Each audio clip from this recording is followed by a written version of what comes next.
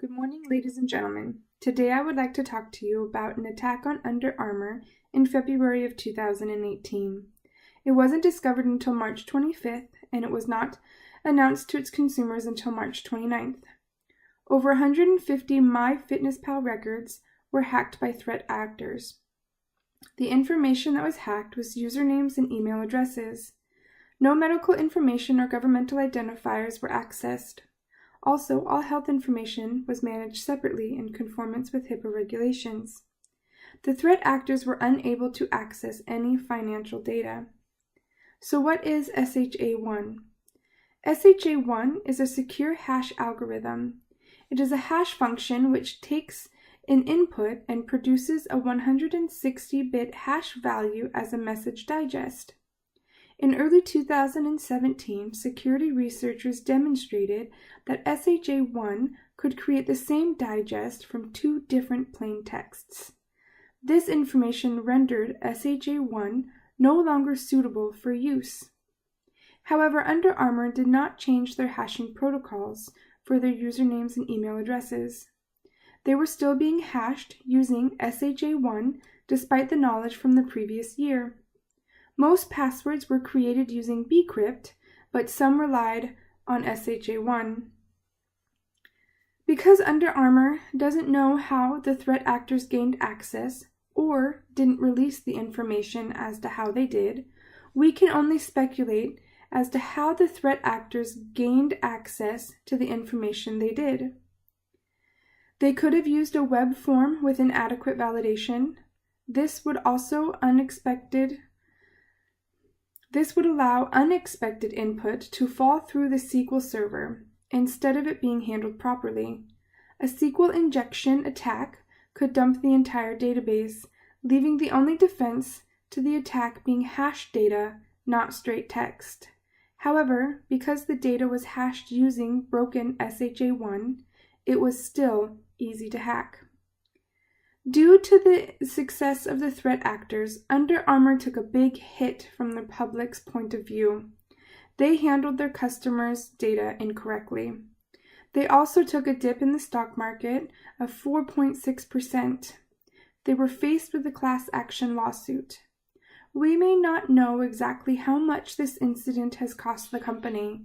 However, we hope that this has shown them that they need to focus on keeping their customers' data more secure and using up-to-date protocols. As I'm sure we've already discussed in this presentation, we are looking at some security vulnerabilities for XYZ.com and XYZ Corp from an internet standpoint. As you can see, we have already compiled a list of security vulnerabilities for XYZ.com, mainly being the SHA-1. The hashing encryption we've been using is severely outdated, and the main body of coding that we have been using for the retrieval of data has been less secure than it could have been. Unfortunately, with the rush to put up the website, we didn't have much of an opportunity to go through and build the website from the ground up, so we relied a lot on templates, which all seem to have a fair amount of dynamic coding within them, leaving them vulnerable to an SQL attack, as has been mentioned. We are looking into these problems, and we have actually fixed a few of them. I'm just going to go ahead and move the next slide here. We have, in our attempt to change these security vulnerabilities, we have removed the dynamic coding and replaced it with static coding, as static coding is less likely to be able to be changed when somebody puts an input with a proper command in it.